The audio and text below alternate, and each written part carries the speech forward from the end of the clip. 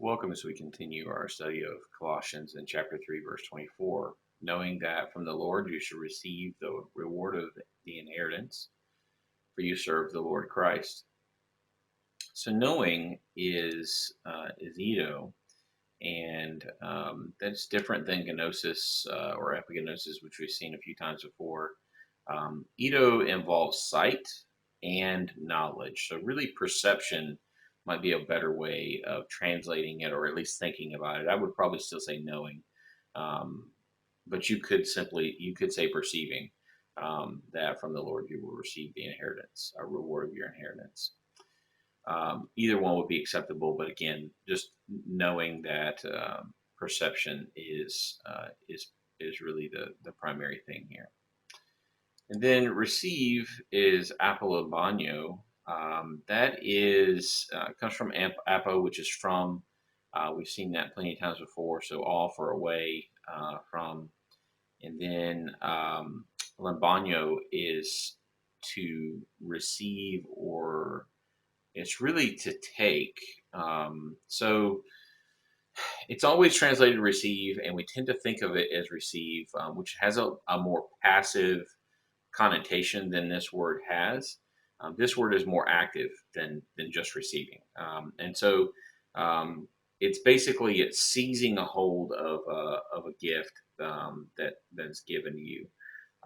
And so again, there's more. It's more active. So you really, and then when you add the apo, it actually makes it even stronger.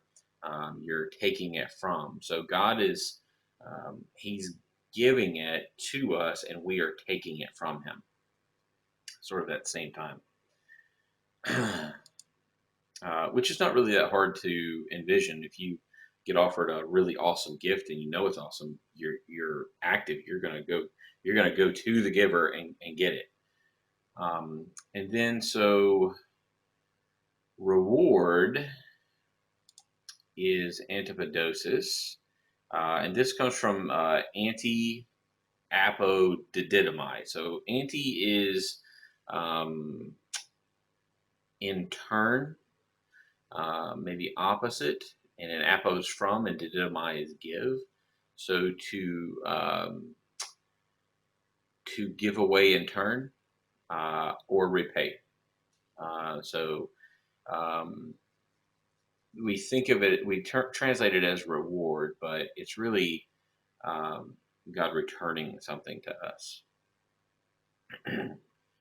So inheritance is kleronomia, and that comes from klero, which is so klero is like a lot or a portion, and then nomos is law, so it's sort of your legal portion.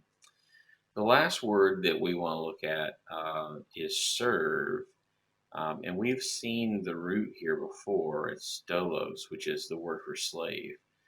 So dulio, it really just means to be a slave, to be a servant. It could, good sense, bad sense. It's indifferent. I do think I might say that for you're a slave to the Lord Christ. Most people would think of it as serving, but I think you do lose a little bit of the nuance of the word when you do that. And it is an appropriate translation.